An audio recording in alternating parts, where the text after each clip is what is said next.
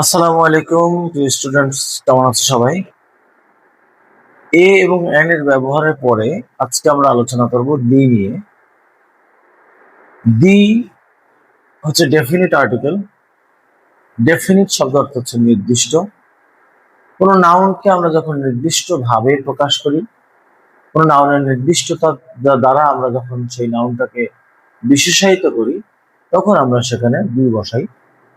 তো এই দি নিয়ে একটি চমৎকার ছড়া আছে এবং এই ছড়া দিয়েই আজকে আমরা দি এর আর্টিকেল শুরু করব। So let's check it out.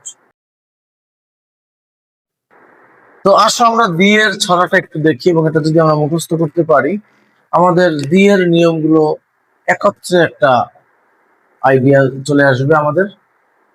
তো আসল ছড়াটা একটু দেখি। নদী, সাগর, দ্বীপপুঞ্জ, জাহাজাদি, গিরিপুঞ্জ, দিন, তারিখ, মাসের নাম, আছে যত খ্যাত নাম, চন্দ্র, সূর্য, গ্রহ, তারা, আছে যত বিশ্বধারা, জাতি, ধর্ম, ধর্মগ্রন্থ, কোর্ট, সিনেট, সংবাদপত্র, পৃথিবীতে অদ্বিতীয় আছে যত, তৎপূর্ব বসেদি ব্যাকরণগত। এখন আর্টিকেলের ক্ষেত্রে বা দিয়ের ক্ষেত্রে আমাদের কবিতাটা কিভাবে সহায়তা করতে পারে দেখো। যেমন হচ্ছে নদী, সাগর, দ্বীপপুঞ্জ, তার মানে নদী, সাগর, দ্বীপের নামের আগে দি বসবে। জাহাজাদি, গিরিপুঞ্জ, জাহাজের নামের আগে দি বসবে। গিরিপুঞ্জের নামের আগে দিবে, যেমন নদী, দি সন্ধ্যা রিভার, দি পদ্মা, দি মেঘনা, দি যমুনা। সাগর, দি বে of Bengal, the Indian ocean.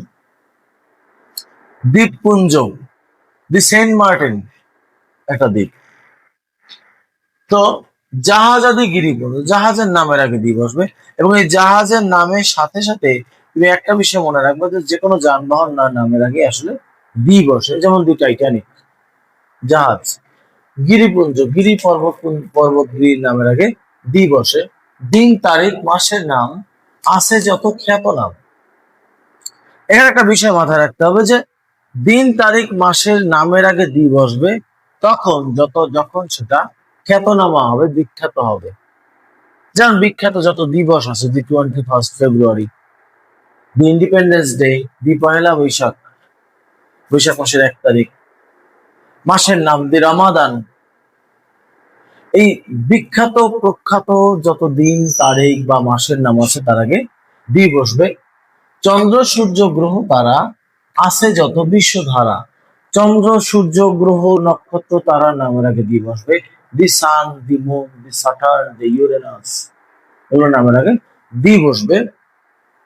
জাতি, ধর্ম, ধর্মগ্রন্থ, কোর্ট, সিনেট, সংবাদপত্র, জাতির নামের আগে দি বসবে, ধর্মের নামের আগে দি বসবে, ধর্মগ্রন্থের নামের আগে। এখন এই জাতিটাকে বিভিন্ন ভাগে আমরা ভাগ করতে পারি।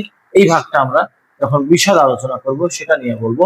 তো এক কথা জাতি বলতে আমরা সেটাকে মানব জাতি ছাড়া যেমন জাতি, যেমন দি মুসলিম, মুসলমান জাতি, দি ইসলাম, ইসলাম ধর্ম।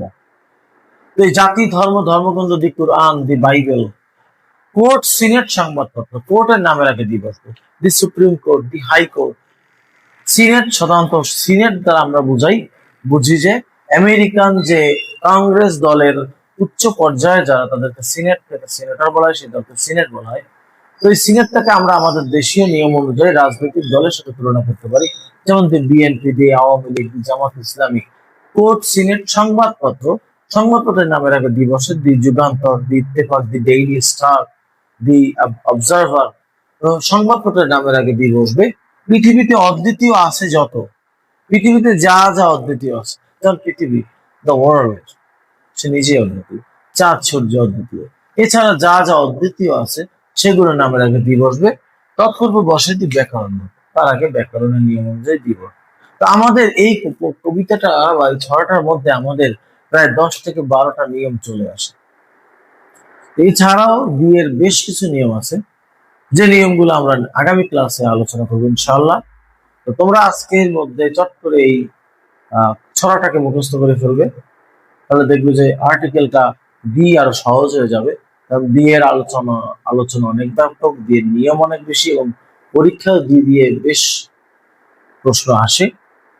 তো আগামী ক্লাসে আমরা বি এর বাকি বিষয় নিয়ে আলোচনা করব। শুভকামনা রইল সকলের জন্য। ভালো থাকো সবাই। আসসালামু আলাইকুম।